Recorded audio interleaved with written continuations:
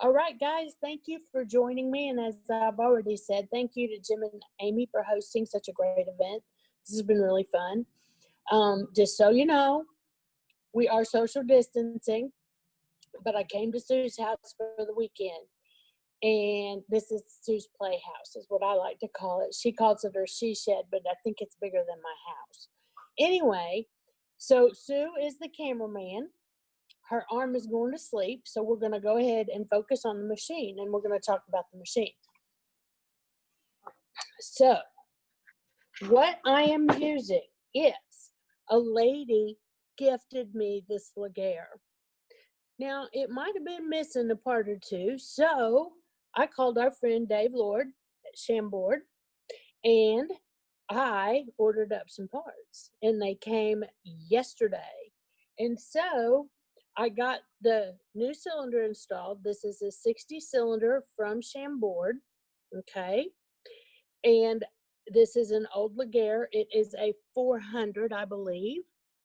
I don't really know the difference between the 47, 4.5, and 400, but I believe that's what this is. I have 2 tight screws on the bottom here, and the cylinder that I ordered from Dave, it just slipped in there like it was made for this machine. It was really cool.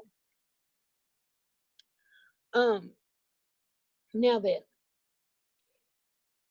what we're going to have to decide, and I also had to buy a whole ribber assembly because the machine did not come with a ribber. So I sent him a picture of my machine, and he sent me this ribber assembly that is all brand new, and it kind of makes my machine look a little shabby, but it just slipped right down in there like you can't believe. And while we have that in there, we're going to go ahead and we're going to, because we're going to do a 1x1 rib, okay? So we need to adjust these fins to where they're like this. Adjust, well, wait a minute, how do you say that? Let's adjust these slots to where they're over an empty slot like that. I want that to be in the middle or just a hair ahead, because when I get yarn on the cylinder, it'll push that fin. It won't be quite banging up just that close. So the first thing that we want to do is adjust this, on the Laguerres, they have a knob down here. And what that does is that adjusts this arm back and forth, okay? You're turning it right there. Okay, yeah, I'm turning it right there. Okay. So that's what that does. Now, I checked out all of Sue's machines, and her pointer was pointing over a fin. So I thought, well, that's where I'll start this one. So the first thing we're going to have to do is remove 50% of the needles. Now, even though I have an equal slot ribber dial, I'm only going to use every other needle. So I know that this is my first needle, okay? Because on this machine, the half mark is marked already. I haven't even marked the machine, but see how that is taken off? So is my first needle a ribber or a cylinder, Sue? Mine is usually a cylinder. Yours is usually a cylinder. So stitch number 2 is going to be the ribber needle. So we just made sure that it comes out just like that. It could be a little ahead because when there's fabric inside the machine, it's going to back up just a hair. All right. Now, hold on. This hasn't been in and out of the machine. I set it down in the machine to make sure that it would fit on the machine, but I thought I would do the whole operation, timing the ribber and in explaining to you guys how ribbing works. So we've already discussed the fin and the pin. Well, right now we need to take out every other needle, okay, because we're setting up for a 1-1 rib. And we're not setting up to start a sock to do a selvage. If we have time at the end of this demo, we'll do that.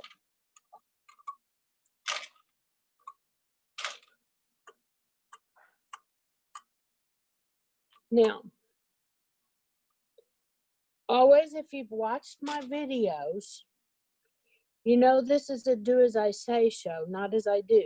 If you keep doing that, you're going to pierce your fingernail or break it. So you might want to get used to using the tool to raise these needles. And I'll raise it 3 or 4 at a time and then lean them forward like that so that I'm removing multiple needles. Just a little time saver. All right.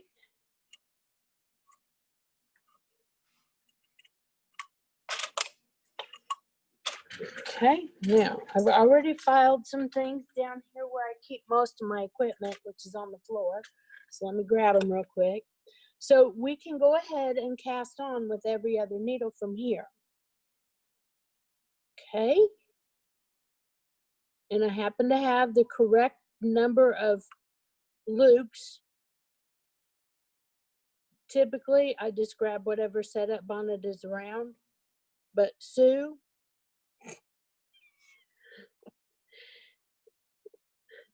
well, let's just say Sue and I teach well together because I'm get her done and she's get her done right.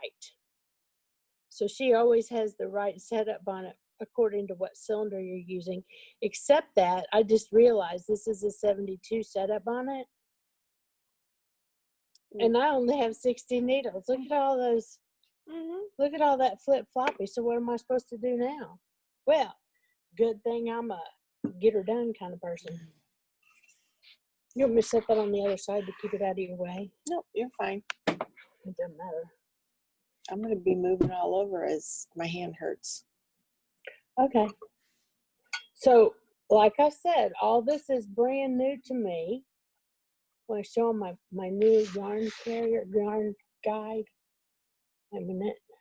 You got to be smarter than your yarn guide to thread it. That's not the way it goes. Is that the way it goes? Oh. I did this like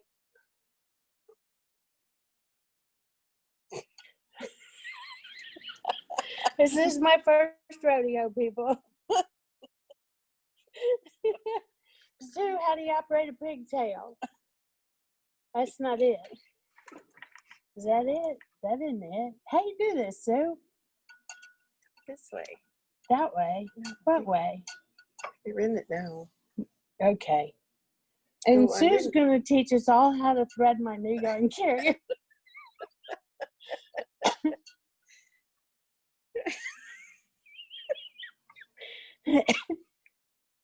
See why I came to Sue's house for this? Okay.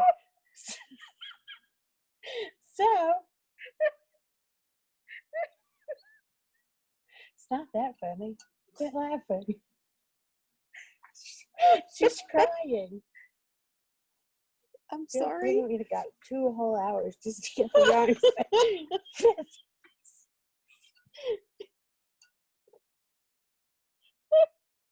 Well, at least you know it's authentic, guys. Okay. There. Thank Wow. goodness. You want me to spotlight that again, aren't you? No, I don't guess so. So I've got slots everywhere. I'm going to go ahead and start cranking that forward.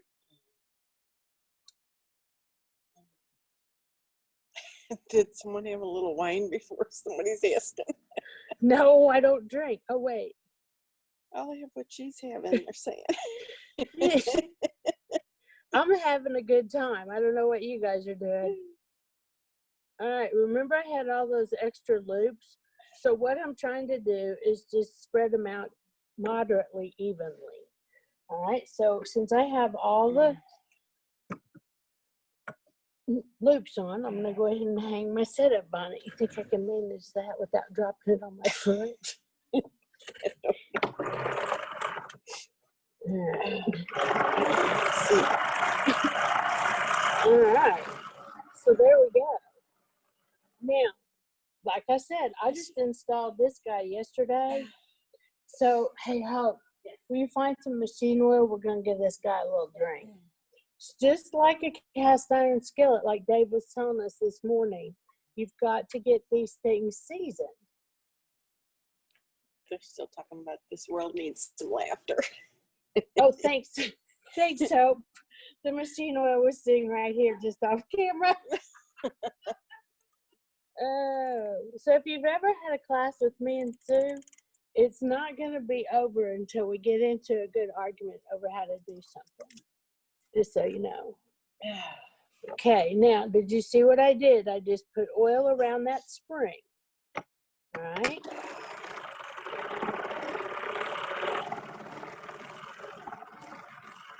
That sounds good. Sounds good, doesn't it? That sounds good. Whew. All right, so when you're ribbing, okay, you've got the fin underneath the ribber dial. You've got the pin on the inside of the ribber dial, and I don't care what kind of machine that you're using, you've got to have something, because what's going to happen, and this took me forever to realize, this moves, okay? So if the fin is on the wrong side of the pin, it's always going to try to want to move forward, and that creates a mess that you're going to have to cut off the machine. Ask me how I know. Okay, so on a, hey Hope, we need a screwdriver now. They On, want to know if it's a closed cylinder. this is a closed cylinder. This is a 400, and you can see that it's closed because of right here. Thank you, madam. Yeah. So we're going to take this ribber apart, except you guys have seen the whole thing this morning on Dave's presentation. But we're going to take it apart, and we're going to take a look at the underneath side. There's the ribber arm, just beautiful. Then you have the pin, you have the tappet plate, and you have the ribber dial. Now this is the kind that he calls bird's beak, that everybody calls it a bird's beak. I don't really see it, but okay, I'll go with that. Why they call it a bird's beak. Okay, so you have the tappet plate. You have the stitch length adjuster. Now, the stitch length adjuster tells the ribber needle how far back to pull. Okay, so if you move the stitch length adjuster closer to the center of the tappet plate, which is where the pin goes through, where my finger is, that's going to pull your rubber needle in farther, so that makes it longer or looser. So if ever you're ribbing along and something seems to have gone haywire, check your pointer, okay? Make sure that that pointer is in the right position. If it slips out to here, then there's not enough room for the ribber needle to pull back far enough in order to make a stitch. So that's the first thing you need to check when you're troubleshooting. And if you're taking notes, you're going to write, check the pointer. Now let's take a look at the underneath side of this tappet plate, which is very beautiful. Okay, this is a runway. Let's see, let me make sure that I'm doing it right. The ribber needle enters on this side, okay? When the ribber is in work, and on here it says in and out. You kind of can't see it real well because it was engraved on the metal and then powder coated. So in the out position, if we switch it to the out position, that means there is not enough room for a ribber needle butt to get through there. So that means the ribber is out of work. Flip it back over, switch it to the in position. This is the path that the ribber needle has to follow. Okay, that's what makes the ribber needle go out and go back in. All right, so that's the path that it needs to follow. Now I'm going to go ahead, just for grins, I'm going to put a little bit of oil on there, and it probably won't do us any good because it's all going to fall out before we get it on the machine because I talk so much. Okay, so we're going to put this baby back together. My big pen. Put that on there. I'm going to put a little oil on it just because I went to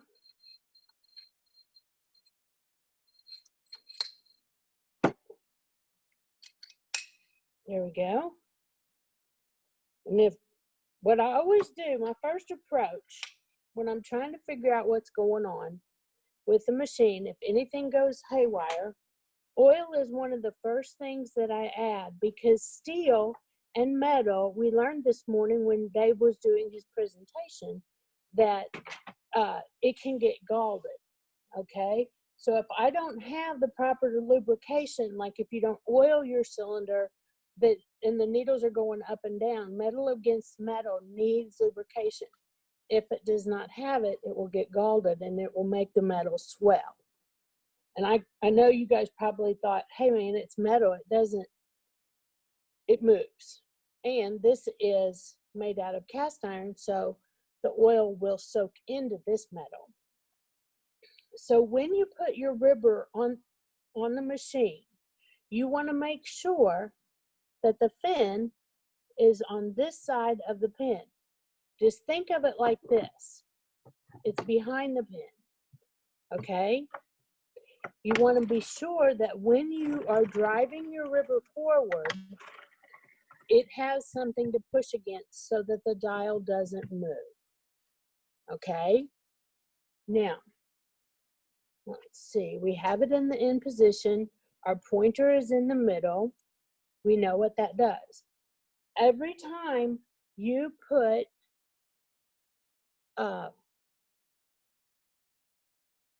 I just got sidetracked because I was reading the chat.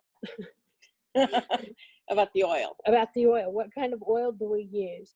This is Zoom Spout oil, Lily White oil, it's sewing machine oil. Okay. That's Sue's dog. She's decided that it's time for a treat. So she's going to come in here. She didn't bring, go get a toy, Bella. All right, back to, Hope's going to fill in, be the treat master on that one. All right, so do we want to stop for a minute, Amy? Do we have questions we need to answer?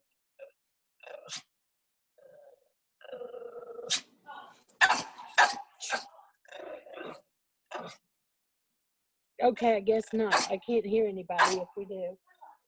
All right, so, because I just happened to look up and there was a chat, so that's how I got that. Now, you will notice, like what we talked about earlier, what do you have to do?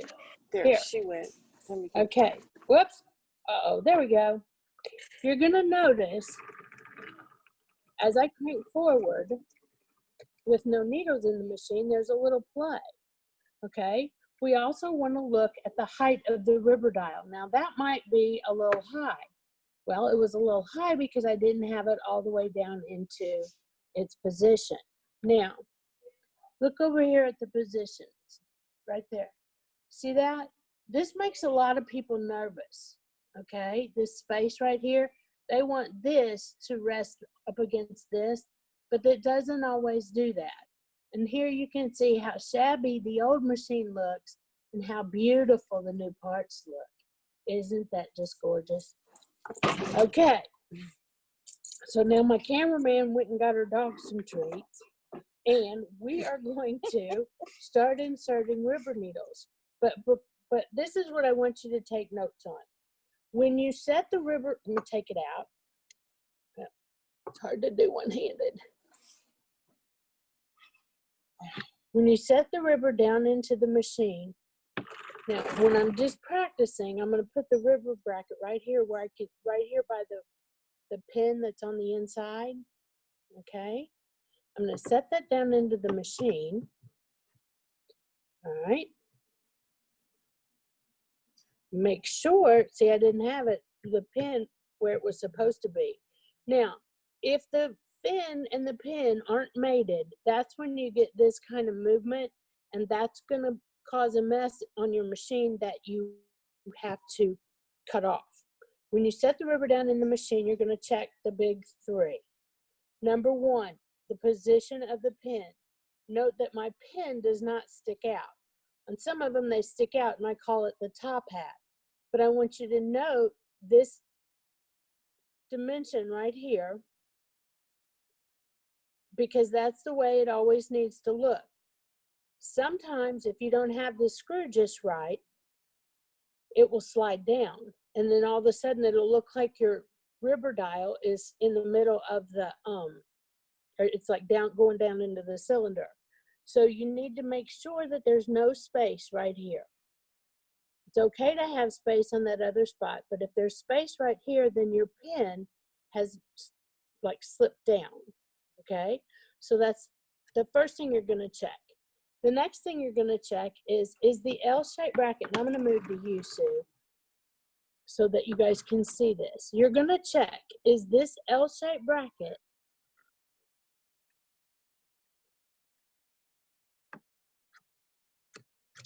okay, is the L-shaped bracket pushing against the screw head, or is it, like this one is new, so it wants to be, it's a little tight. So if it doesn't go down in there all the way, and it's pushing up against right there, and not the screw head, then that's gonna mess up your timing. Okay, so you wanna make sure that that L-shaped bracket, that's number 2. Okay, make sure your L-shaped bracket is, or the rubber drive pin, if you want to be technical about it, make sure it's pushing up against here, because that's what drives the rubber forward. So when we make a heel without the rubber, or with rubber needles on the front, on top of the foot, we need some oil on that bad boy. More grunting. More grunting? It helps. It helps, it does. Okay, this needs to be, they're talking about some don't have an L-shaped bracket, so it's a Laguerre system. Okay, this is the Laguerre style rubber. If you have a Gerhardt machine, okay, if you have a Gerhardt machine, you have a different system. This pin is self-centering, okay? On the Gerhardt, you have the, you're gonna use the in and out switch when you wanna make the rubber not drive forward, okay? That would be an old Laguerre or the first generation Erlbacher rubbers. Now, this is specific to this type of machine, this ribbing system. Just as the LT ribbing system, the LT 150 is specific to that one. But there are more of this type of rubber system out there. So that's what we're going to talk about now. We can talk about the other rubber system in just a little bit, because it's not going to make any difference once we get to doing the timing, okay? So the first thing is the pin. The second thing is the L-shaped bracket. The third thing is your pointer in the middle. This little guy, when it slips out to the front, it really, really confuses people. So you want to make sure that that pointer, that's number 3, that's in the right position. Okay. Now, let's see. If Linda is watching, tell me what number 4 is on the big 3, because I can't really think of it right now. So now we're going to go ahead and we're going to start putting some rubber needles in. And I'm just going to start over here at number 1. And I don't know. Well, the first thing I have to remember is that this is made out of cast iron. Okay. And I have not oiled it. So I am going to run a bead of oil. Did you see that? It just flew right straight out of there. Mm-hmm. That's how things just happen to me, Sue, and then I lose them. Then I borrow yours. Borrow? Yeah. Don't you think it's called borrowing? Sure, let's go with that. And then I borrow yours, and then I loan it out to someone else. Then I forget. Don't load it all the way up at one time. You need to check your timing before you get it loaded up. Well, why can't I put them all in there? Because it's going to make a big mess. Oh, okay. See, I just thought I was going to show you how to do it like this. Let's go ahead and crank forward and see if this rubber needle is going to even catch. Or if it's going to hit. Oh, it hit. So there you go. This is the first adjustment we have to make, because you can see it moving. That means this is just a little bit too low. Now, the next question is going to be, well, how do I know when it's the right height? And how do I know if my ribber is in the right position? All right, so it knitted those first 2 needles. Show them that. Can you see it? It knitted those first 2 needles. So let's put a couple needles. We're going to put one at the north, south, east, and west position. And let's see if it's going to knit them again. And let's see if it'll knit over here. Well, that one I didn't even have the latch open, so that one's going to drop the whole entire time. Hey, that's another thing we have to show them. Hope's going to have to hold the camera. What's up? So we can do our little... We can do our demo. Okay. Okay. We're going to let that one drop because I can't get to it easily. Okay, Gilman, he said your rubber dial's too high. My rubber dial's too high? Mm-hmm. That could be too high, or the yarn carrier is too low when it hits, but it looks high to me too. Does it really? Because it looks just right to me. All right, well, good. It looks high to me. See this screw right here? Mm-hmm. Yep. Okay, the man himself said it's too high. Mm-hmm.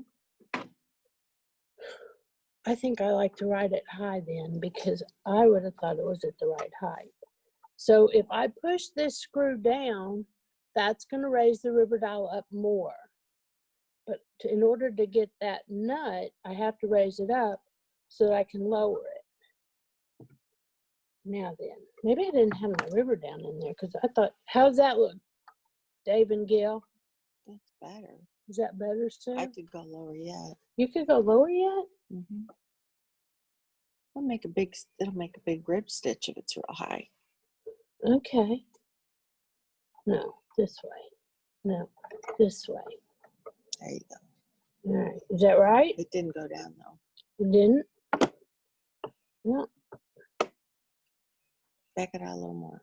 Back it out a little more. Let me get it over there where I can see it. There you go. Okay.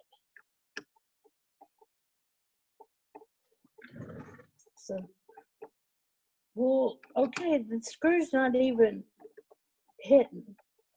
I might have to do a little sanding. The screw's not down. That's raising it up. Mm-hmm. All right, now the screw is no contact with the guide, but I raised it up. So now. There you go. There Now we're talking. No, that's too low. You think? I do. What do you think? Hey, let me just tell you guys something. There's all kinds of ways to skin this cat. now see, Maureen says perfect. Gil says it's good. Is this where you guys have a fight? Pretty much. Pretty much. Both my Laguerres had the center rubber pin. That one went away before I could read it. You guys ought to try talking for 2 hours. And drinking lemonade. Mm-hmm. I was gonna say, what are you drinking? Lemonade? Yeah, and then I'm going to have to pee. You watch me. I don't want We're not going to watch you. Okay. Good thing the bathroom's right there. Okay, so let's go around here and see what we've got. Well, it caught. Shush it, I Hope. never opened this. I never opened that one. Nope, so it's going to miss again. It's going to miss again. Okay. But is it going to catch the next one? I can't see. You can. I can't tell from here. You can't tell from there? Mm-mm. Okay. Are you guys having a good time yet? I am. I am too. All right. The second one caught. Let's open it. Okay. There you go. Thank you, madam. All right. Now, they're all catching, and we haven't dropped a stitch. But how do we know if they're catching at the right place? Well, this is what I want to show you. And I want to make it to where you guys can see it the very best. So I need to put some rubber needles right here, don't I? Oh, I can see those. You can see those? Mm-hmm. Ooh, that was a good shot. Oh, you're a good camera person, too. this is what we're watching. We're watching those latches close. Now we want the latches to close in succession. So we want that one to close, then we want this one to close, and then we want that one to close. But did you see how that one and that one closed at the same time? So that is timing. And I don't care what kind of ribbing system you have, you want those to go 1, 2, 3, 4, just as they would if there was all the needles in the all of the cylinder needles in. The cylinder needles close in succession. So when you put your ribber on, you want ribber needle, cylinder needle, ribber needle, cylinder needle. That's the order that you want it to do it. And you want to try to make it to where it's an even rhythm. Like you don't want 1, 2, 3, 4. You want 1, 2, 3, 4. Okay. Now, Hope, Yes. you've got to hold the camera, and Sue's going to come over here, and we're going to show everybody how a ribber stitch forms. This is my favorite demo. Sue doesn't particularly care for it. You might have to come over here, Hope. So just like a cylinder needle goes up and then it goes down, we need to do it. See where the light's real hot? We don't want to do it right here? there. Yeah, that's good. A cylinder needle goes up, the yarn lands, the cylinder needle goes down, and it closes the latch. Now, a ribber needle does the very same thing. Its only job is it goes out and then it goes in. Okay? So the first row doesn't count because you've got to get your yarn on the machine. Okay, so it's going to be sitting there like this. Then the ribber, the tappet plate, when it goes on its little path, it's going to open that latch. Wait a minute. Okay. Okay. I'm looking at the camera to make sure that everybody can see this real clear. The ribber needle goes out, it opens the latch, then the new yarn lands, then the ribber needle goes back in and it pulls it to make the latch, or make the stitch form. That is a purl stitch. The rubber needle goes out, the new yarn lands, the rubber needle goes in. Okay? Pretty easy, right? One more time, Sue. The rubber needle goes out, opens the latch, the rubber needle goes back in, closes the latch, and the stitch forms. Now watch what happens, and I wish I had slow-mo, and it probably won't do it because we're at Sue's house and her needles are magic. Look, it won't do it. Pop it close.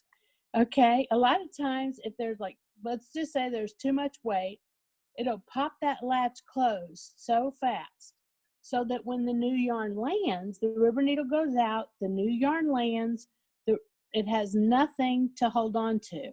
So that's why a rubber needle will not repair itself. Okay? I wish I could show that to you like on animation, like a drawing that would make that easier. Do you have any questions so far that I haven't covered? Are you watching the questions, Sue?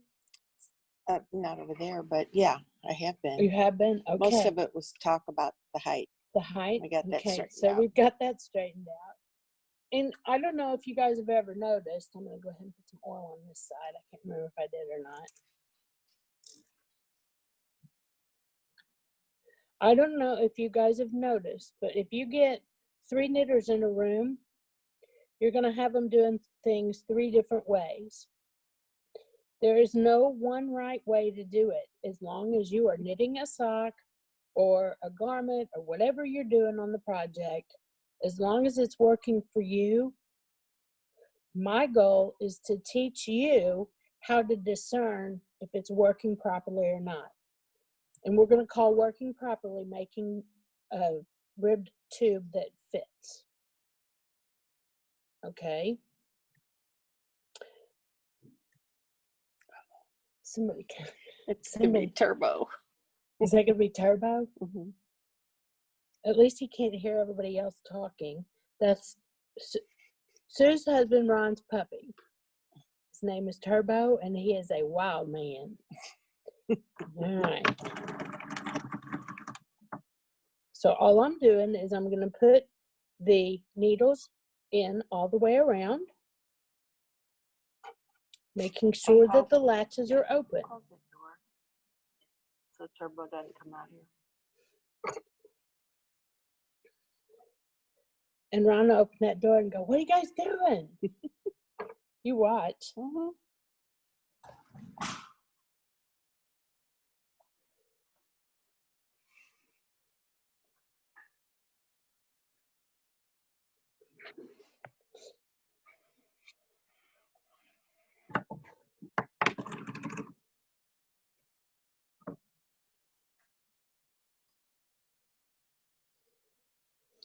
Why did you choose to buy the Bird's Beak River Dial Why did you what?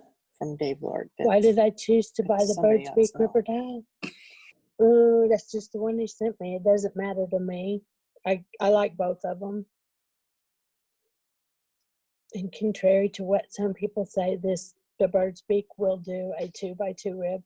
The reason I would buy an equal slot river dial is to give myself the ability to be able to knit 2x2, because an equal slot gives you the ability to put 2 purl stitches next to each other. If I only had half the number of slots, I would always have to have a cylinder needle on either side of a river needle. Okay, so I bought the equal slot dial because I want to be able to do a 2x2 rib. The other thing it gives me the ability to do on the 60 is it will let me know, or it will let me knit with 120 needles. Okay, and if I have just the right yarn, I can make an adult size hat that fits with 120 needles. And how do you like that style of mast? Somebody wants to know. Oh, this one? Mhm. Ha. This is the bomb diggity right here. Okay, this little guy slides backwards and forwards so that you can adjust the amount of pull down. Okay, and I like to knit with my heel spring on all the time, because then my heel stitches aren't tighter than the rest of my leg and foot of the sock. My heel and toe stitches aren't tighter. So I knit with this on all the time. So because I do that, I like to have as little tension as I can on this and still be able to make a heel and toe. But they didn't ask me to do heels and toes. You can if you want to, but anyway, that's a whole different tutorial. All right, so now remember, we've got those 2 needles closing at the same time, so we're gonna have to get our handy dandy screwdriver. And first of all, everybody wants to know, do you screw it forwards or backwards? It doesn't matter. You can either do it one way or the other. If one way doesn't work, you're gonna do it the other way. But I have to screw it in, in to loosen that nut. And I think I want to screw this out just a little bit. Now, what this is going to do is this is going to change the position that the yarn lands on the river needle. So,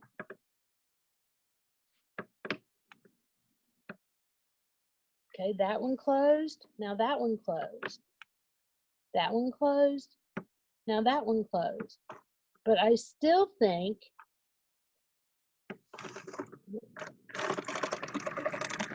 the only drawback to doing it this way is that it's not smooth and silky like it will be once I get these cylinder runways impregnated with the oil. I don't need Jim's bib to impregnate them. All right, now I still think You see where the yarn is landing on this cylinder needle? I want it to land just right here at the top of this hill, okay? So I think I want to back that screw out some more. So try turning that by hand and get it where you want it, and then see the distance between See, that never works for No. me. the The tap plate. tappet plate. Turn that forward there. Oh, that's where I want it, about right there. Right. Okay. Now if you put the pin down, you'll see a little gap, and you know that's how much you have to back the screw out. Well, show them. I can't. You can't see that right there Oh, show them the gap. with the gap. Okay. So there's a little gap. It's hard to see because it's It's black, black. in there. And Okay. this is what, so I need to know, I need to unscrew that screw about that much. Okay.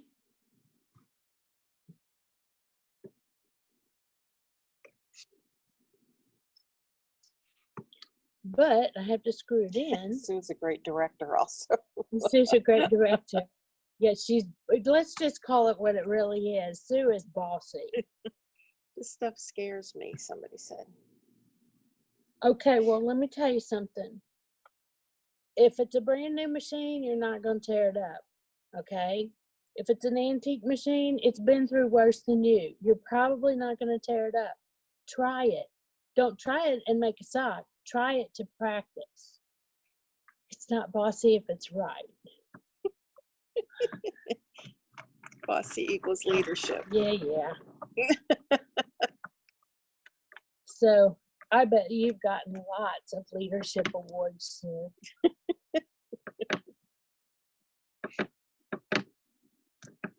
So that one, then that one.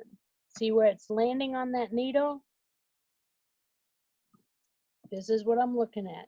See where the yarn landed on the needle right here. Okay, now we're going to crank forward.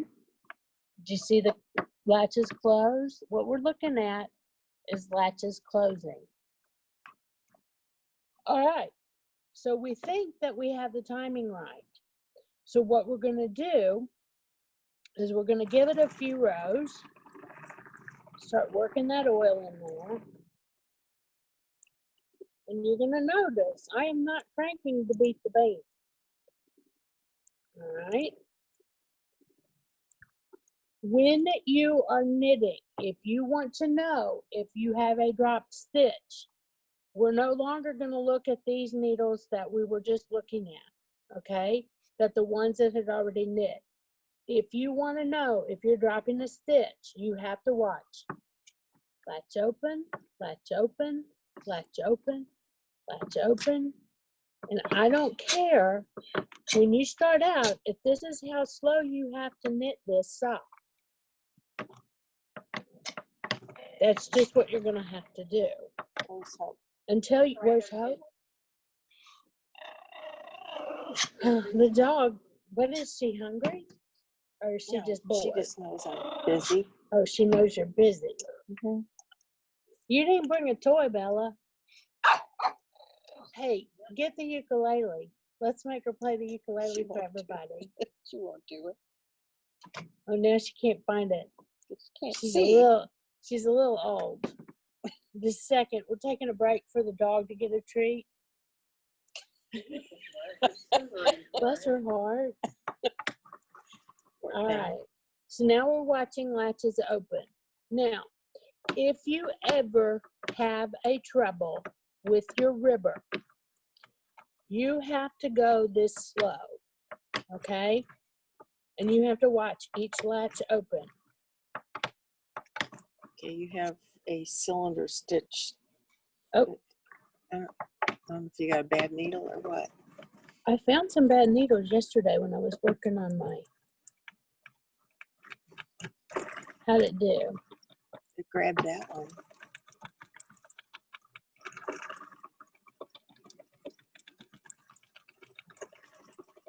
So I think everything's going well. Don't you?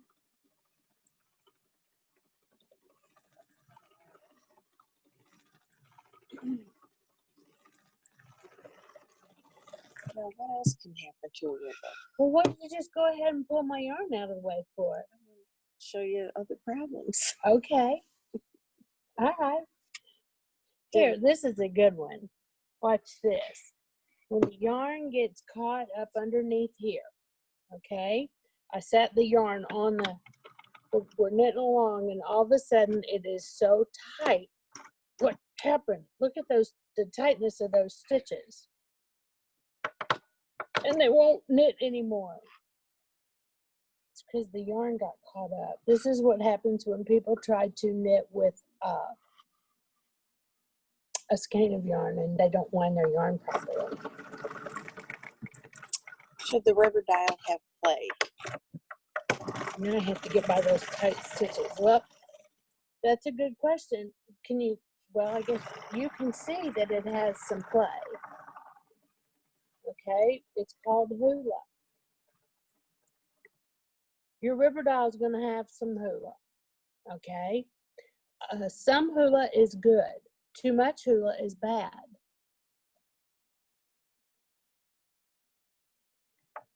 All right. How you know if you have too much hula and your dial is not centered? You stand up and you look down, and if any portion of this dial is over the cylinder, then you have too much hula. Okay? Now, Dorinda said, I just saw that comment, that it looks like the cylinder or the rubber needles aren't exactly in between. And that might be the camera angle, but they are, well, back here they are a little bit, they're a little off. So what would I do? I would adjust this guy and make sure, okay, I'm screwing that. I'm screwing this, and you guys watch that. See how it's backing it up? Now let's crank forward. Now, does that look better?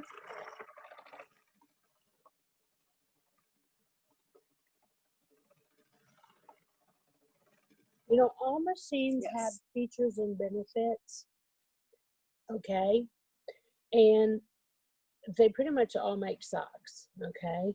And one of the features and benefits of a Laguerre or this type of river system is that you can change the pitch on the fly, okay? Like if it wasn't right exactly in the center, you notice we didn't drop any stitches. It would just make that river stitch a little closer to one of the cylinders. It would be uneven. But it's not a deal breaker, okay? Now, what's the next question, Sue? I don't see any. Okay, this is Amy out there? I Me? don't get, yeah. Yeah, I'm here. Have we missed any questions? I'll check up. I'll go back and look. I don't think so. I'll look. Okay, okay, well, I've got this great camera person.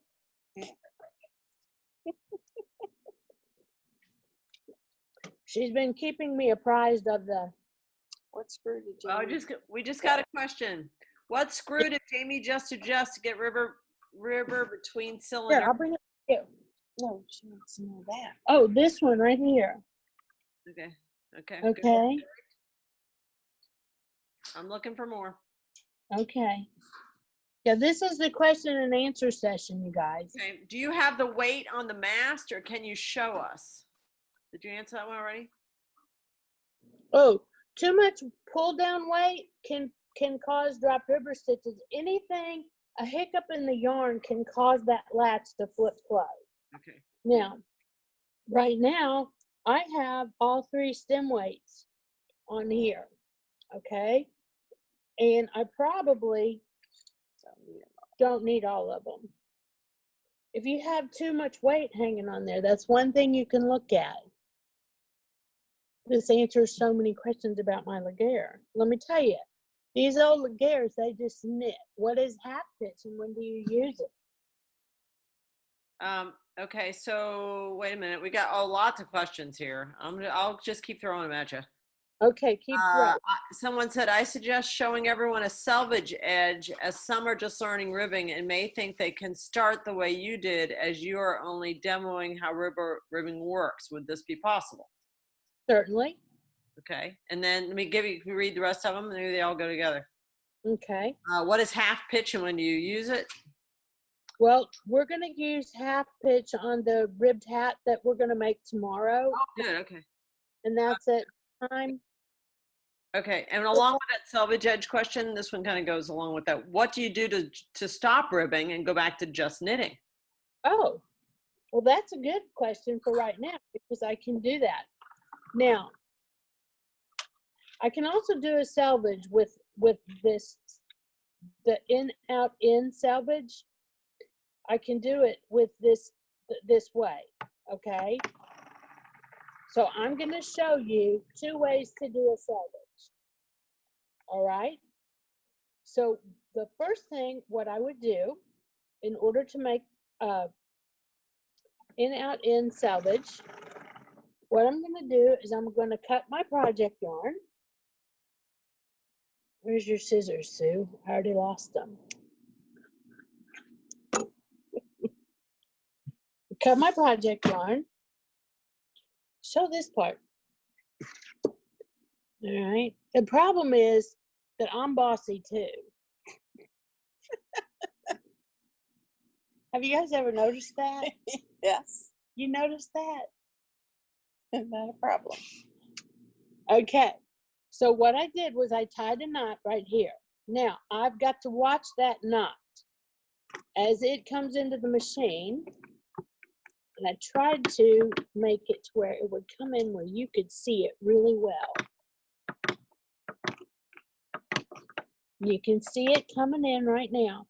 Now I don't want the end of that knot to be under the needle, so I'm going to pull it just a tiny little bit, and I'm going to crank forward. See where the knot is? Okay, I'm going to crank 1 row. Oops. I just dropped a whole bunch of stitches, but we're going to pretend like I didn't drop any.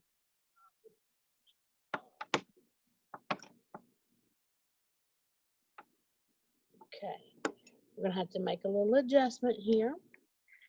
This is a little too close and it's a little too hot.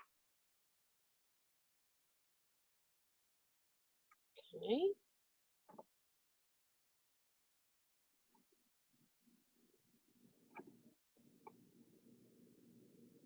Now you have to make sure, if you have Dave Lord's yarn carrier, that when you tighten it up, you've got to make sure that it stays perpendicular. And I can see that it's crooked.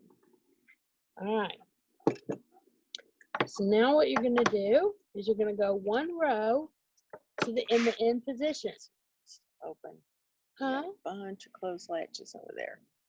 Yeah, because I dropped all these stitches right know. here from here to here. But I can still show how to do it. Now, you notice that back here is knitting, and these guys are getting ready to come out. Okay? Now I'm going to switch. When I'm almost there, I'm going to switch this to the out position. These needles will continue to knit. And I'm going to do 1 row in the out position. Okay? And I hold a little bit of tension on there. Now, when I get around to that same spot, I'm going to switch back to the end position. Okay? And if I hadn't dropped a whole big bunch of stitches on this one side, we would be making our rib sock. Okay? That would be that in, out, in selvage. Now, the nicer looking selvage, which we're going to cut this off. How am I on time? I'm at an hour. We've got plenty of time to do this. I'm going to cut this off the machine, and I can take those rubber needles out now. Whoa. That was not us. Okay. So now I can lift this rubber off the machine. No, I can't. Why can't I? Because there are rubber needles underneath here. So I can cheat. Okay, there's rubber needles underneath here, and so I can't lift this off the machine. I'm just going to let that drop back. Then I can take my rubber off the machine. All right, and I can come over here. Get these rubber needles out. Is there a question there, Sue? Okay. I love, love, love doing Zoom because it's interactive. When I do Sock TV, I'm sitting there talking to a camera. Well, and Joyce. And Ron. Ron doesn't ever shut up back there. Where'd my setup on it go? I guess it was attached to the.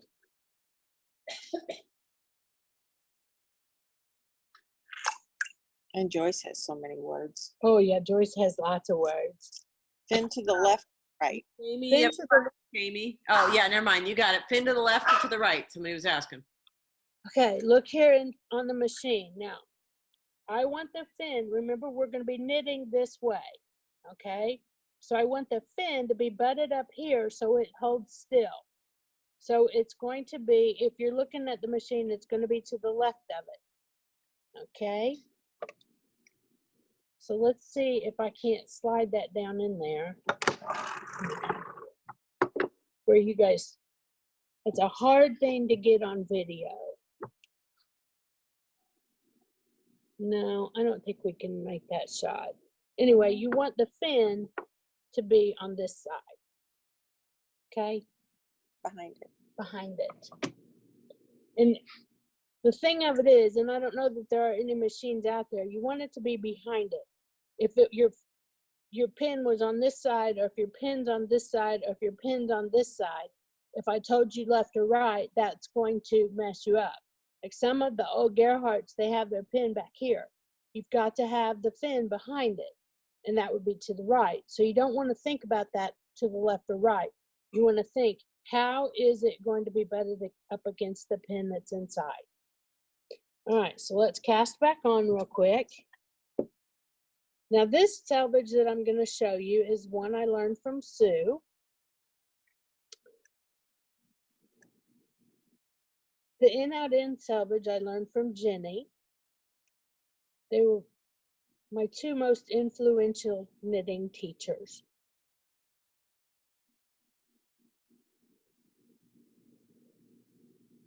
Okay. Oh, let's do this with waist join. Hey, Amy.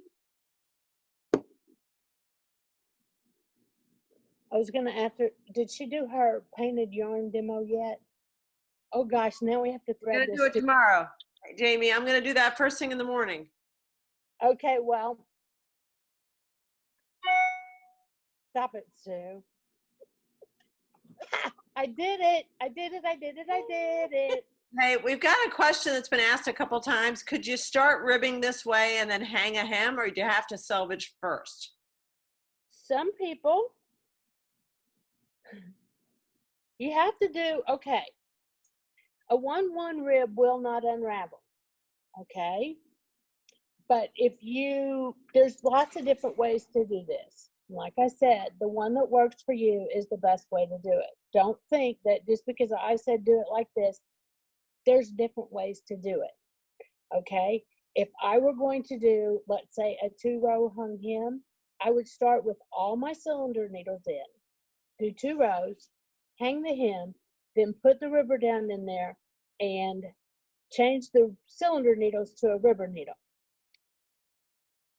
Remember that part where I'm the getter done? You remember? You know how that is? Mm-hmm. That's entirely too many steps for my personal use, okay? This selvage that I'm going to show you makes a beautiful top to the sock. Alrighty? And it's less steps. I like less steps. Because remember, I'm getter done. Okay. So now, I'm doing it like this on purpose so that you guys might learn something. It's my story. I can tell it any way I want to. Okay. Now, you see how I got this, and I think I'm cast on, but I've got this one, this latch is not open. Well, what does that mean? This latch over here is not open. This one's not open. Okay, so I've got to get all those latches open. Well, you know, what for 2x2? Will not work for a 2x2.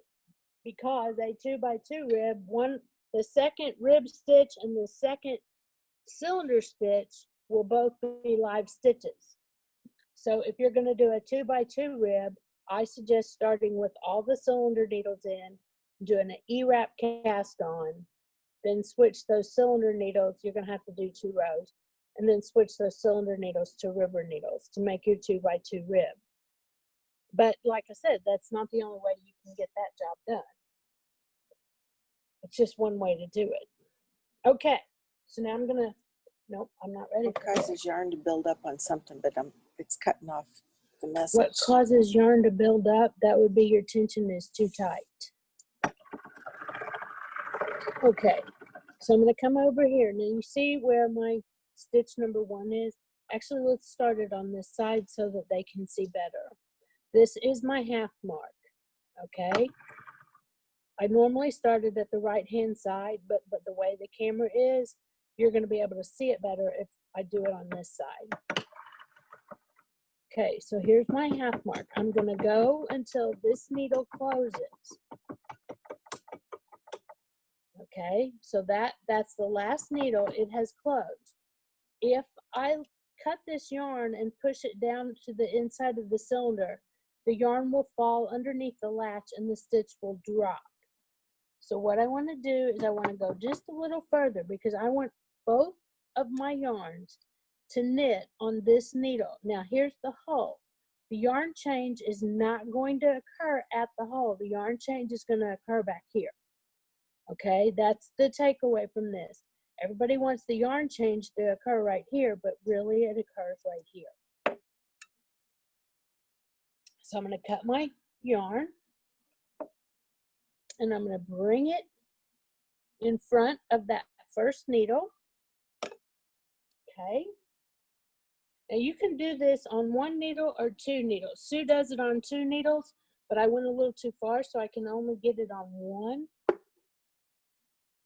I'm going to bring my yarn in, and you're just going to be amazed at how fast I can do this. Watch. No, that's not it. I hate pigtails. There. That's not it either. You're staying on the I'm cord. staying on the cord, sorry. Clockwise? Well, see, I'm left-handed. The clock goes the same way for both of us. Oh, well, that's my story. Okay. God, it's going to give me a hot flash, just like I'm at Sock TV or something. Bring yarn to the left and around. Okay, let's have a little drink. I'm having a little stress here. Maybe you guys could drive me to drinking. Okay. So now you see where I have both yarns knitting on this needle. So I'm going to knit 3/4 of a row. I'm going to set the river down into the machine. All right. Making sure that the fin is against the pin.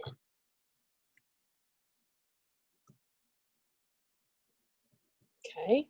Now I have to make sure my big 3, that the L shape, the rubber drive bracket, is pushing on the screw head. My pointer's in the middle, and my top hat is at the right height. Okay, I'm gonna hold this and you're gonna come over here. Oh, you wanna put the needles in? What am I doing? Put needles in. Okay. Sorry, I don't mean to be making you seasick. All right. So now, oh, this is an important point. If you see how when I push it up against there, it wants to plop back, and that river's not all the way in. There you go. Okay. All right. Now see how it wants to push back? If it pushes back and the wrong needle comes out over there, then you're going to have one of those messes. So you can see, I'm going to put that in there like so. I have to use my other hand so you guys can see what I'm doing. Then I'm going to just put that in I'm going to pick up each ribber stitch. Okay, and I'm left-handed, so I like to do it with my left hand, but I don't want to block your view. Okay.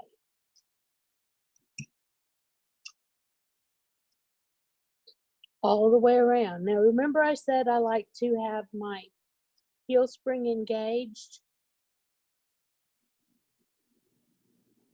I would be sure that when I knit that very first stitch of the 3/4 of a row, I would have engaged my heel spring.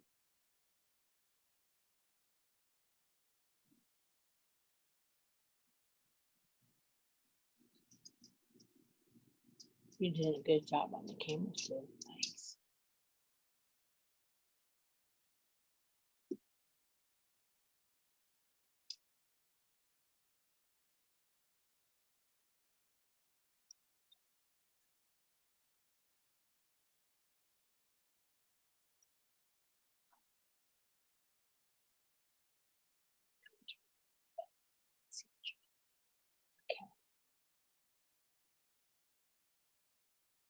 So when Joyce is at Sock TV, she thinks if she whispers that nobody can hear her. They can hear us. I know.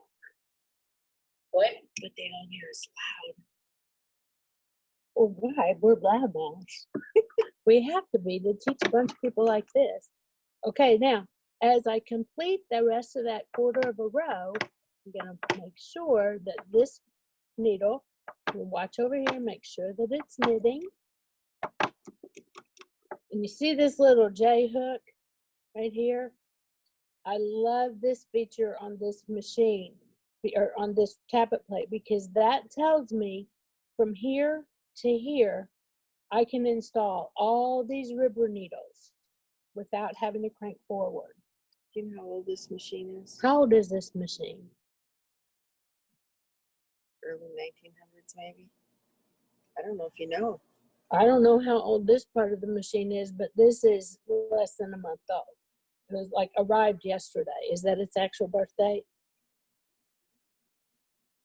I don't know. So these parts are brand new. They're from Chambord. Dave Lord, our friend up north.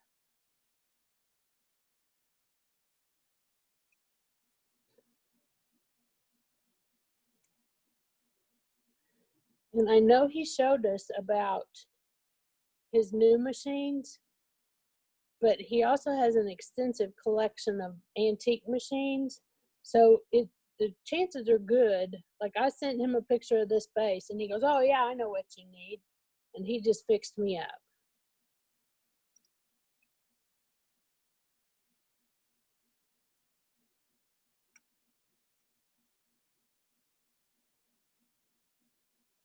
Oh, I like to call this part when I go fishing. See, I get my hook open and I put it down in there and I catch a piece of project yarn. If I catch a piece of waste yarn, I don't have the right fish on the hook. It's got to be project yarn. No waste yarn. It's not waste yarn season. It's only project yarn season.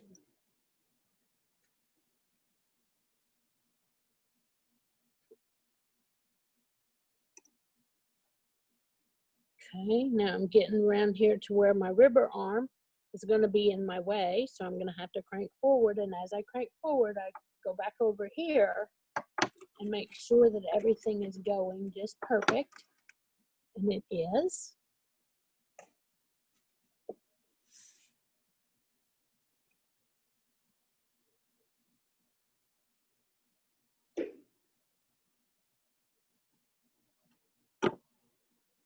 This is where my fingers block the shot. I'm sorry.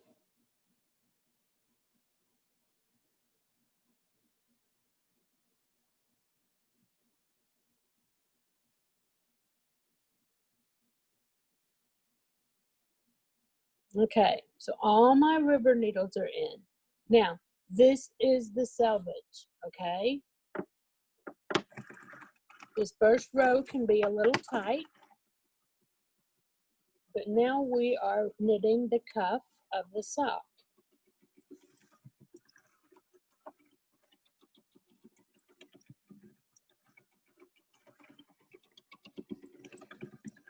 This is also called, is it Wana or Joanna? I think it's Wana. It's Wana. This is also called Wana selvage.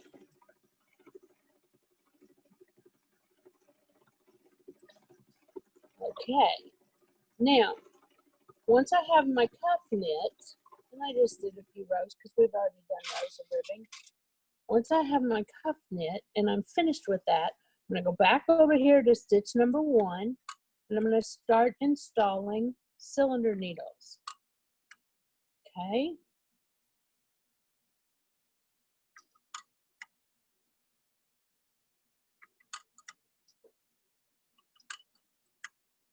Okay. Start right here. Now I push the rubber needle out past the latch. I tip it forward and transfer that stitch. And try my best not to drop the rubber needle down into the crevice in between the cylinder and the cam ring. Okay, so that is how I would switch to knitting all stockinette. Okay, and I would do that in succession. Now the other thing you can do, which is really pretty, is to change every other rubber needle, and then you're doing a 3x1, which looks very nice on the leg of a sock. Okay. And I watch up here to make sure that I'm doing the right one. Now this all becomes way more confusing when you're doing this with an equal slot dial. You just have to take a deep breath and realize you're doing every other. Right? It's a new term. Every other? Yeah, every other. Yeah. Oops, I don't want rubber needles. I want cylinder needles. And we're going to do a few rows of this so that when we take it off the machine, you guys can see the difference between 1-1 rib and 3-1 rib and how it looks.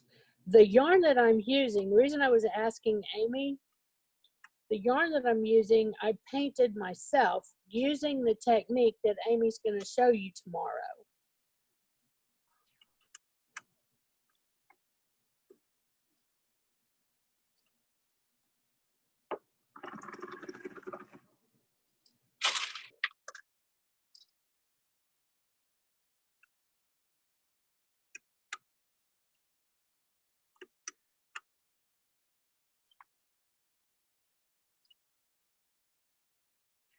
When I'm doing this, I feel like you guys feel like you're watching paint dry. We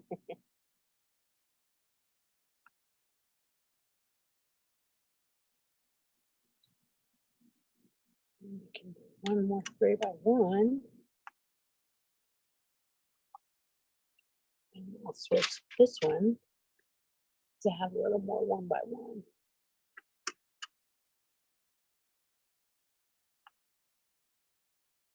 And we're going to knit some rows. Now remember, when we're watching to see if we drop stitches, we're watching ahead. Okay, over here by this J hook. That's where we're watching. Latch open, latch open, latch open.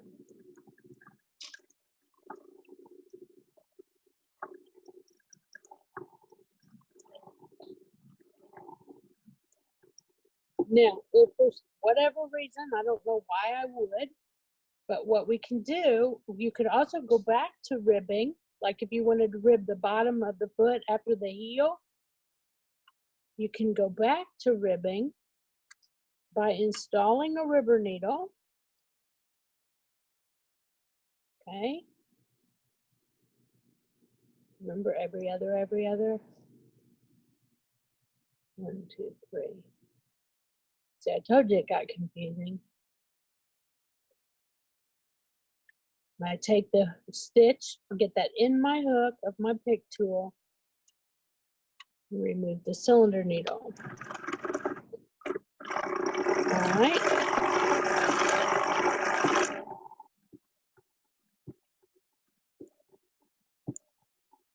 Now let's cut that off and talk about how we get it away. If you want to go back over there and sit down, I can work in front of me. Yep. Slowly. Just make people throw up. Hey, Jane, we're having trouble hearing you. I think maybe somebody's hands over the mic. No, can you hear me now? Yep, I hear you fine. That's good. Okay. I must have just talked somewhere else. Okay. Okay, what's that question say? I can't see it. I missed it. Okay. River needles. Okay, now these are mostly people are helping to answer your questions, I think. Okay. If somebody out there has a question that we've missed, just send it over again because I'll get it. I'll make Look sure. here. And it picked. That's a cylinder needle. Mm-hmm. That was a cylinder needle that dropped. We do have one sticking over here, Sue. You're right. Mhm. She's always right. Okay. So now we have to get this away from the waste yarn. So I'm going to grab the leg of a stitch by the setup bonnet. Let's pull that away. Now, what we're going to do is unravel the waste yarn. Now, these two tails we're going to tuck down in there because that's the other end of the waste yarn. Still the other end. You got to make sure you're getting the right end of the waste yarn.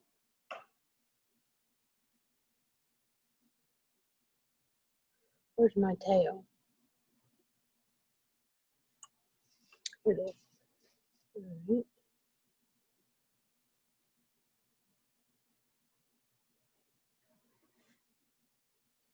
If I grab the right one, it'll What just causes unravel. cylinder needles to drop. What caused the cylinder needle to drop? I think I had a sticky latch. Does it drop more than once?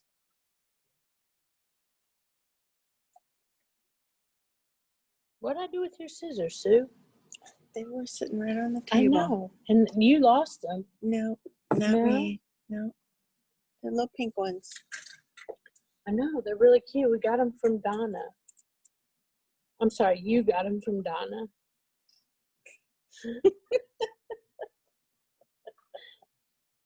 They weren't mine, ever. No.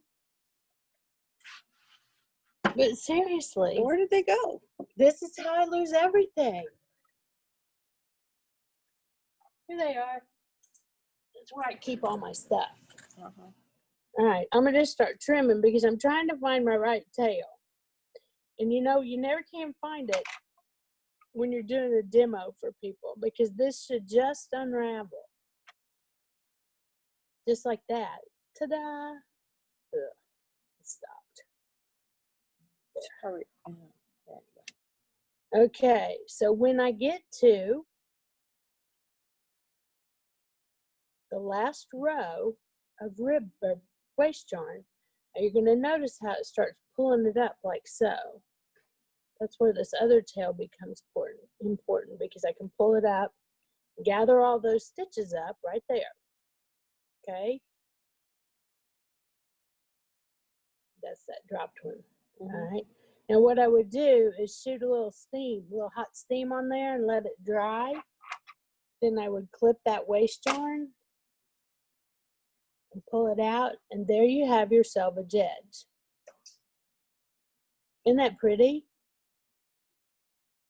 Gorgeous. Just lovely. Pretty yarn. It is pretty yarn, isn't it? We'll be making hats out of this yarn tomorrow. So there you go. All right, Amy, any more questions that we missed? Does anybody have any more questions? I think you answered this one. What causes cylinder needles to drop when the river is doing fine? Looking for troubleshooting tips. Troubleshooting tips on that. Either your cylinder tension is too loose or you have a bad needle. Yeah. Okay. I thought we got a couple more messages. Can Okay. you show us an E-wrap? Mm-hmm.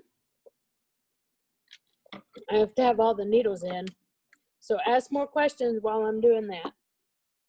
Let's see. Will this be on SAC TV? It's been on Talk TV a bazillion times. Not this video. Not this video. No, you won't go to Talk TV to see this video. Somebody wants to know, do you take each sock off individually with this method? With this method, it's best to do so because you're going to end with all the needles in the cylinder.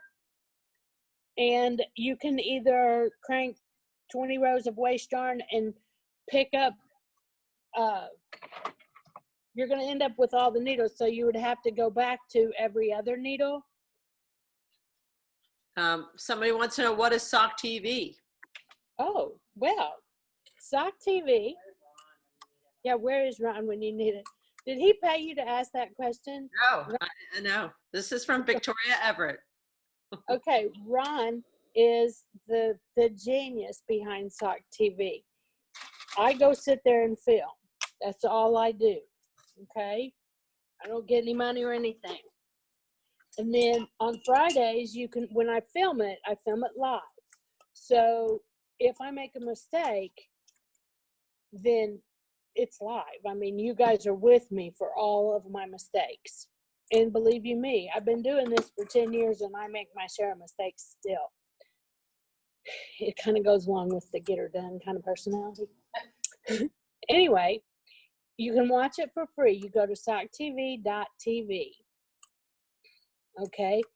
Then, let me finish here. Yep. So then there's more than 175 training videos. You pay $10 a month to Ron by subscribing. And there's more than 175. I don't keep track of the numbers on a weekly basis, but I do it once a week.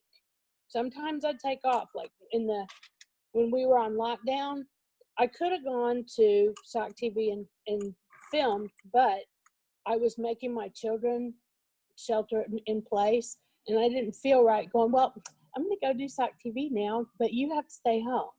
You know, I didn't feel right doing that, so I didn't do it when for the middle of March to the end of April, we were supposed to be in the state of Missouri was sheltered in place, and I was trying to do the right thing and be a good example for my children. But normally we do it every week, and then if you subscribe, you can go back and watch and rewatch all those videos. And it costs $10 a month. You have to subscribe. I mean, you can buy like 1 month, and for $10, you can't get how to knit a sock video for $10. The reason that Sock TV is really good is there are 5 HD cameras pointing on the project at all times. So if I need you to see something, you can really see it. And Ron and I get along way worse than Sue and I. And so Somebody wants to know, what is the name of that selvage so that they can search for it on Sock TV?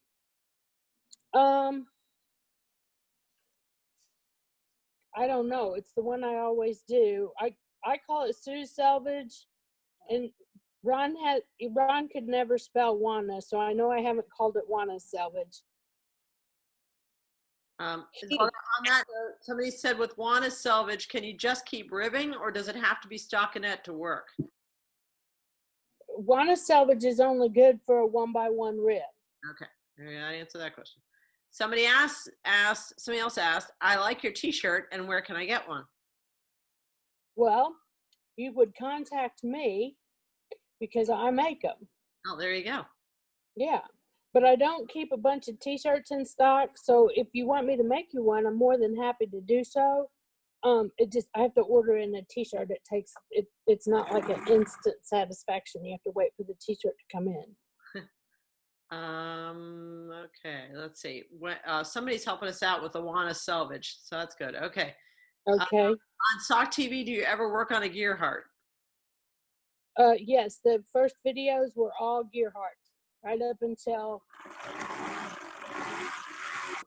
didn't have a shot there. Oh, I lost you there for a minute. I think that's it. Okay. I don't think, unless somebody has a quick question now, I think we're good so it's 5:30. Hard to believe. Wait, I'm not gonna show them the E-wrap. Oh yeah, the E-wrap. Sorry.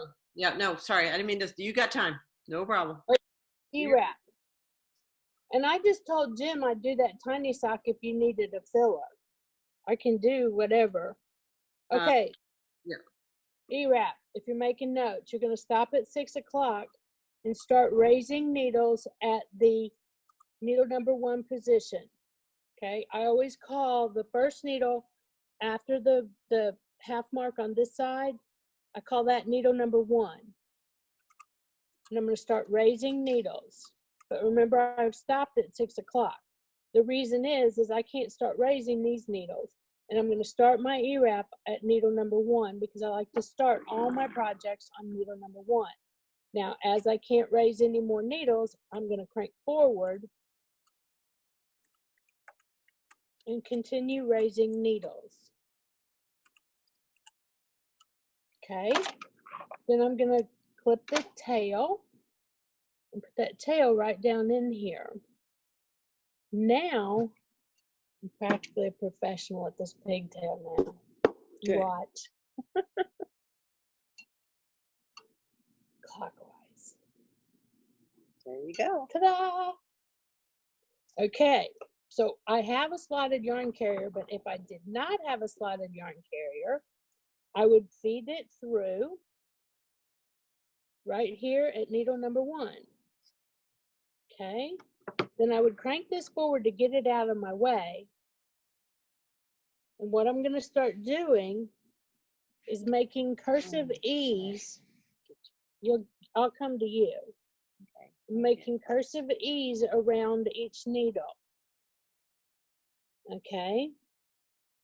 Now, it doesn't matter if you wrap where the cursive E is on this side or on that side. It doesn't matter. Just as long as you do it the same way all the way around. Okay. Whoops, you can't skip a needle.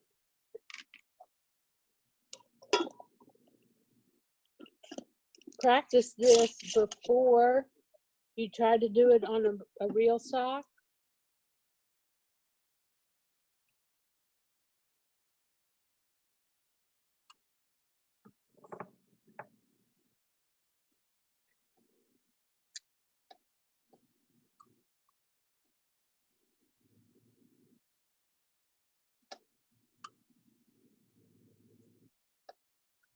Okay, and as I go around, I get that yarn carrier out of my way.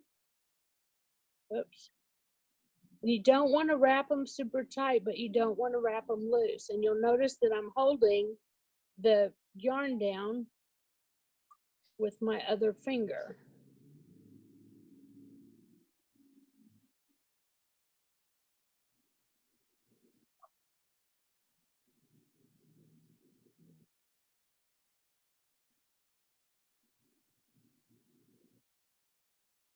And I can, after we do this E-wrap selvage, then I can show you how to start a 2x2 rib.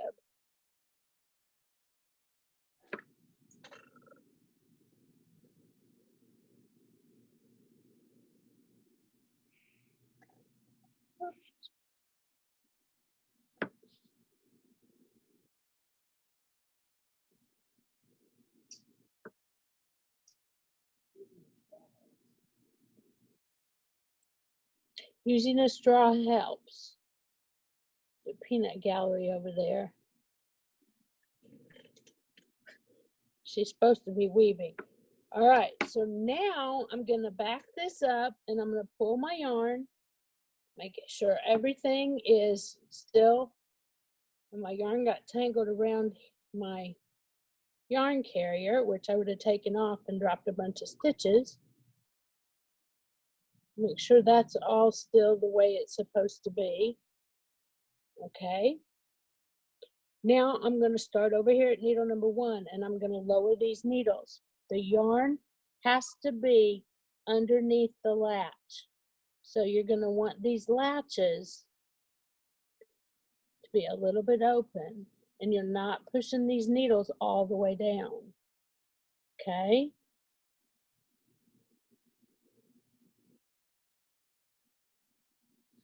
If the yarn tries to get tangled up in there, it'll drop that stitch. Okay? So on this operation, I always go really slow because that E-wrap takes me extra time to start a sock. More so, I feel like, than if I hung a hem. So I'm going to do this one needle at a time to be sure that I don't screw it up.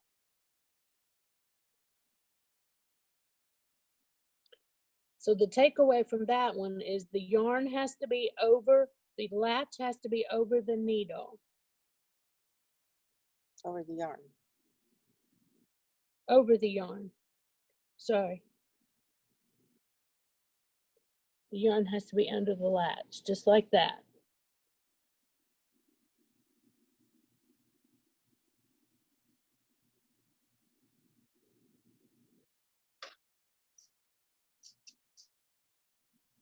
Someone just asked, does the E-wrap have the same stretch as the other selvages? Yes, it does. It does. You know, like when you latch off and it only stretches so far, the E-wrap does not do that. It stretches along with the 1x1 rib or the 2x2 rib. Now, as I start cranking this row, you can see I can't crank forward. Push that down just a hair. And did you see how little bit I pushed down? That was enough to get it. And I'm going to knit each of these stitches slowly and watch them like a hawk. Okay. Now, do you see this? Well, you'll see it better on that side. So just a minute. Remind me, I'm going to show them about the braid. Remember, my E's are all facing in.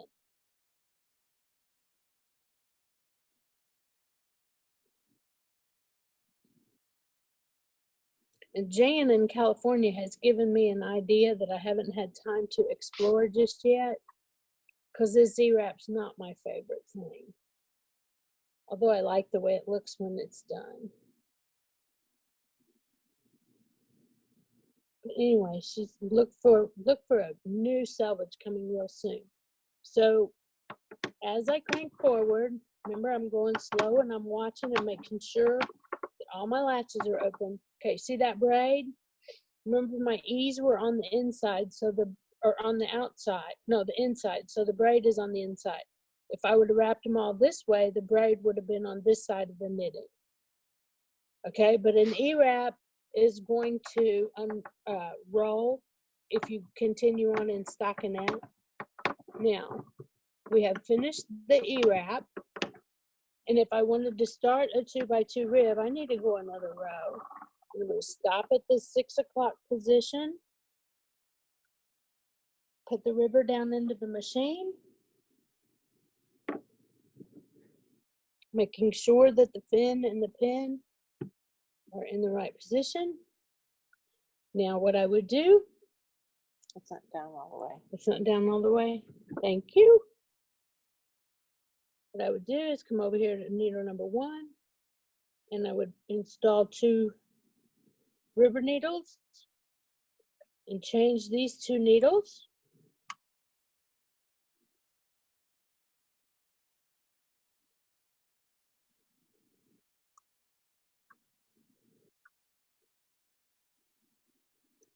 Okay, so that would be my first set of 2x2 ribs. I would skip 2 slots or 2 needles and do this all the way around. Now I'm not going to make you watch that all the way around.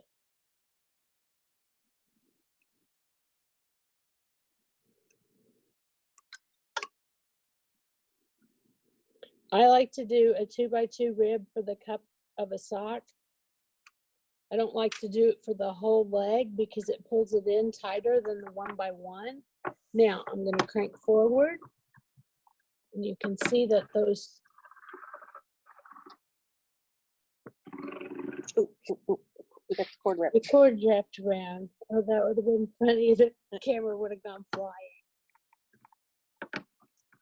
All right, so there we are, doing our 2x2 rib on the bird's beak ribber dial.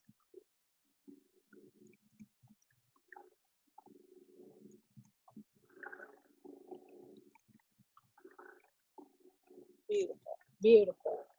All right. We've got 20 minutes. What else do you want to know?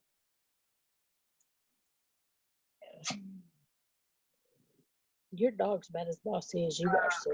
We've got It's if I'm on. Valerie Witherington's going to do a demo starting at 6, I think. Mhm. Right? And so let's try to wrap it up like if you can do something for the next 10 minutes, and then everybody can have a little 10-minute break before we start the next bit, Okay. I think. I want somebody to tell me what to do. Okay. I don't know. So maybe there isn't anything. Let me see.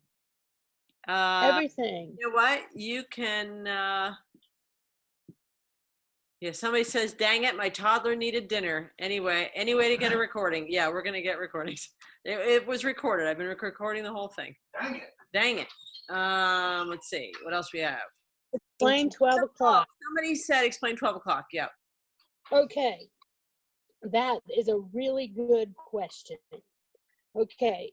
These cylinders, like if I choose to use these half marks, okay, there's two comfortable ways to sit at your sock machine. You can sit directly behind it, where these are the half marks, okay? Or you can sit like this. Your half marks are going to be somewhere over here if you sit like this and you crank forward like so. So 12 o'clock, if I'm going to start counting from these half marks, this is my 12 o'clock position, 6 o'clock, 3 o'clock, 9 o'clock, just like the clock, as I would be looking down at the clock. This would be 12, this would be 6. 6 is closest to me. If I'm sitting over here, my 12 o'clock position is going to be somewhere right here, 6 o'clock, because my half marks are right here. So your half marks are basically at 3 and 9 o'clock, no matter where you sit. If you want to sit with your machine hanging off the side and you knit backwards, like if it's hanging off this side of the table and you knit because that's more comfortable with you, your 12 o'clock position might be wherever is most convenient for you as you sit at your machine. What was next? Oh, okay. Would you mind taking that sock off so they can see what the material looks like? Certainly. Let's finish out. There's just a little bit more. Yep.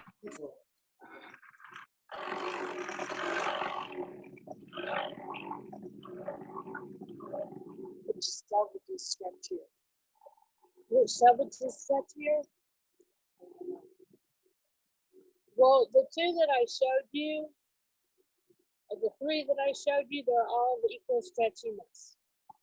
The only one that's not stretchy is when you use a latch hook tool to take off the cuff of a toe-up sock. That one is not stretchy when you latch it off. Unless you're Hem's really not real stretchy either. hung hem's not real stretchy because That's stockinette just doesn't stretch as much as. So here's the fabric. Okay.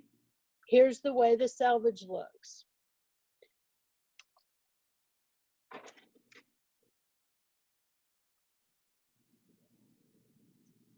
What I'm going to do is I'm going to cut the leg of a V 4 times.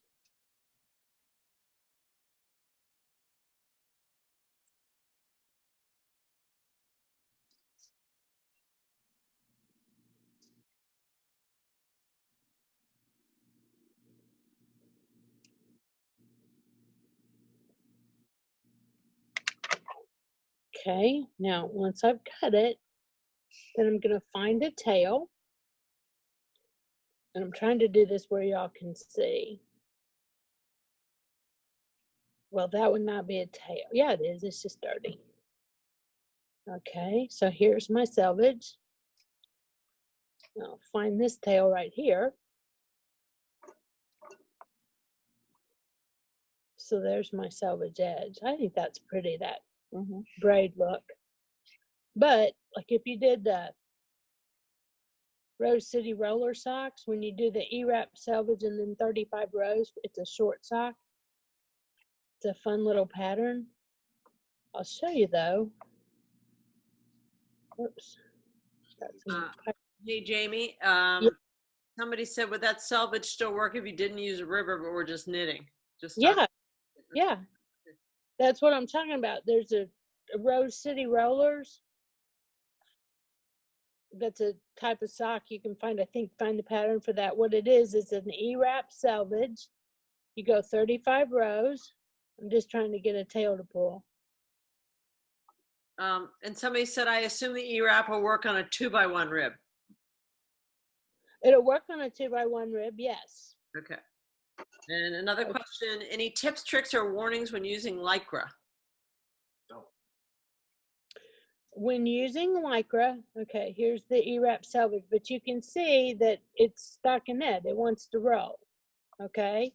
But it is a finished edge. You never see that beautiful braid. That's why I say it doesn't matter if you want to have the braid on the inside or the outside. Tips and tricks to using Lycra. Okay, come up here. You want the Lycra to be as far away, it gets caught on everything, even the little things on your fingers. It's just can drive you crazy. So you want the Lycra, like if I have this kind of a topper, you have Lycra or your project yarn here, your Lycra goes from here, but you don't want the Lycra to get caught up in this stuff. Their Lycra would go from here all the way to here and feed into the machine along with the project yarn. In my opinion, and again, this is my opinion, I don't use Lycra to make a sock smaller. I use Lycra to keep the sock shape. The socks that I have Lycra in last me longer than a season because what happens is my socks just keep shrinking. But if you have the Lycra in them, it keeps holding its shape so I can wear socks. I've never worn through a pair of socks because they always got too small before I started using the Lycra. I'd have to pass them on to somebody that has smaller feet than me. So the tips and tricks on the Lycra is to keep it out of this business right here so that it goes into your machine freely. We have one more question. Do you ever use a detached cord to remove waste yarn? I don't because I'm a get her done kind of person, and that detached cord takes me longer to fiddle with it than it takes me to get the waste yarn away from my project, so I don't use it. And It's a step that I don't. Question, but there actually was one more that I forgot about. Somebody asked, do you have that yarn that you use for sale? And I said, I didn't think you did, but we're going to be hand painting yarn just like that tomorrow, and you can learn how to do it yourself. Exactly. Yeah. I've got the wool to die for. Okay, and then there is a question. I think we're gonna you're not gonna be able to demonstrate it, but maybe there's time. Maybe there'll be time tomorrow when you do your hat. I don't know, but somebody says, what about little people socks, not babies?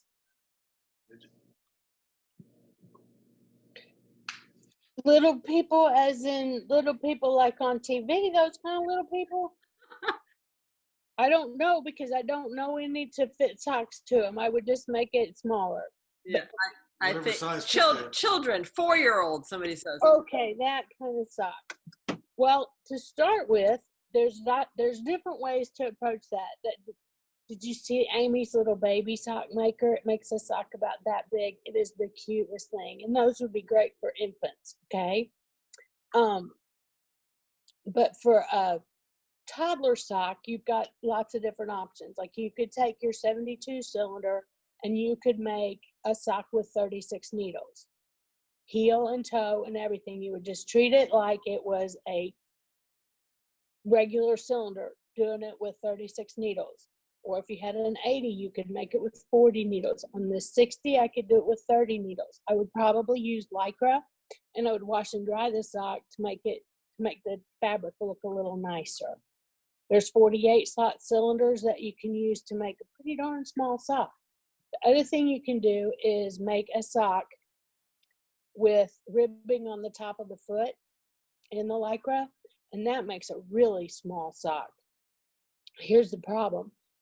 When I started doing this, I made Zoe a pair of socks on the 60 cylinder, and I ribbed the top of the foot, and she was probably 8, okay, maybe 6, I don't know.